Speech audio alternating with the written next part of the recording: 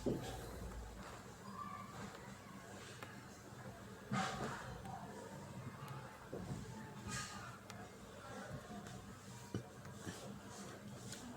મિત્રો, તો ગયા લેક્ચરમાં આપણે ભારતીય ફોજદારી અધિનિયમ 1860નું ભાગ 1 જોયો હતો અને આ લેક્ચરમાં આપણે આઈપીસી 1860નું ભાગ 2 જોઈશું.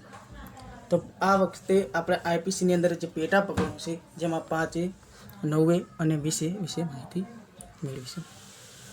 તો કે ભારતીય ફોજદારી અધિનિયમમાં પ્રકરણ 5, તો એ પ્રકરણ 5 શેનું છે? તો કે ગુનાહિત કાવતરું. પ્રકરણ 5 શેનું છે?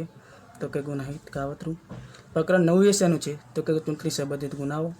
અને પ્રકરણ 20 શેનું છે? કે પતિ અથવા પતિના સગા દ્વારા ત્રાસ અંગે.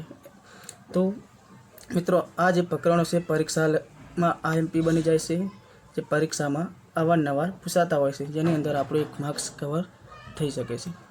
ત્યાર પછી જોઈએ તો કે ભારતીય ફોજદારી અધિનિયમ 1860ની અંદર પ્રકરણ 5 તો ગુનાહિત કાવતરું છે.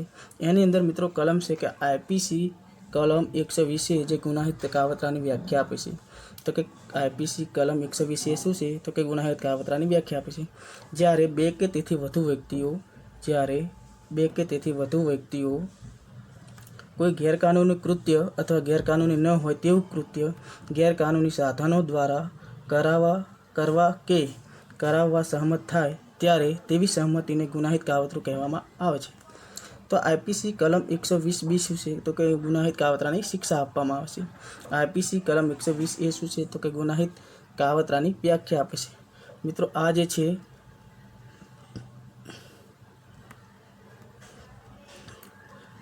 જે છે એ પણ આઈએમપી બની જાય છે. જે કલમો છે જે આઈએમપી બની જાય છે એ પણ પોલીસ કોન્સ્ટેબલની એક્ઝામમાં વારંવાર પૂછાતી રહેતી હોય છે.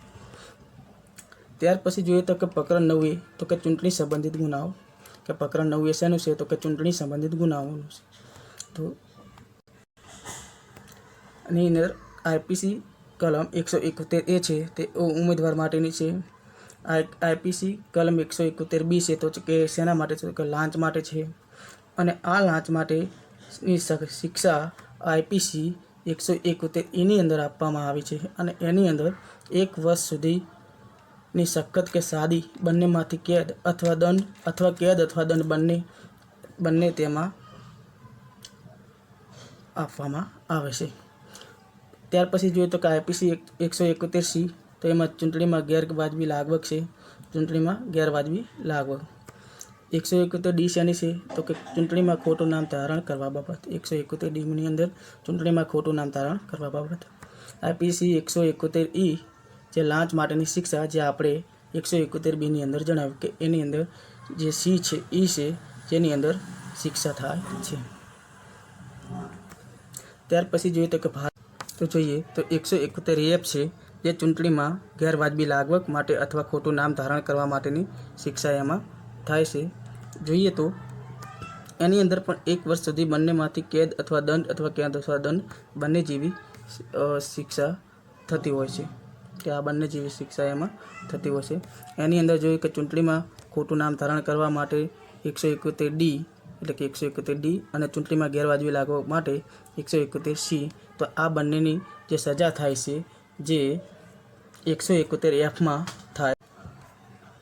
ત્યાર પછી મિત્રો જોઈએ તો કે ચૂંટણીના સંબંધમાં ખોટું કથન. કે ચૂંટણીના સંબંધમાં ખોટું કથન એના માટે 171G. અને આઈપીસી 171Hમાં કોઈ ચૂંટણીના સંબંધમાં નાણાંની ગેરકાયદેસર ચૂકવણી માટેની એમાં સજા થાય છે. અને આઈપીસી 171Iમાં કે ચૂંટણીનો હિસાબ ન રાખવા બાબત, તો એમાં 171 કલમ લાગુ પડે છે. ત્યાર પછી જોઈએ તો કે ભારતીય ફોજદારી અધિનિયમનું 1860નું પેટા પ્રકરણ 20A જે પતિ અથવા પતિના સગા દ્વારા ત્રાસ અંગે. તેની અંદર આઈપીસી 498A કલમ લાગુ પડે છે આઈપીસીની. અને કોઈ સ્ત્રીના પતિ અથવા પતિના સગા તરફથી તેને ક્રૂરતા બનાવાય ત્યારે તેને આ કલમ લાગુ પડે છે. તેની અંદર જોઈએ તો કે એની અંદર 3 વર્ષ સુધીની કેદની સજા કરવામાં આવશે અને દંડને પાત્ર પણ થશે. મિત્રો, આ બધા જે આની અંદર જે છે પ્રશ્નો છે તે મોસ્ટ આઈએમપી છે અને કોન્સ્ટેબલમાં અવારનવાર આ કલમો પૂછાતી રહેતી હોય છે. Thank you.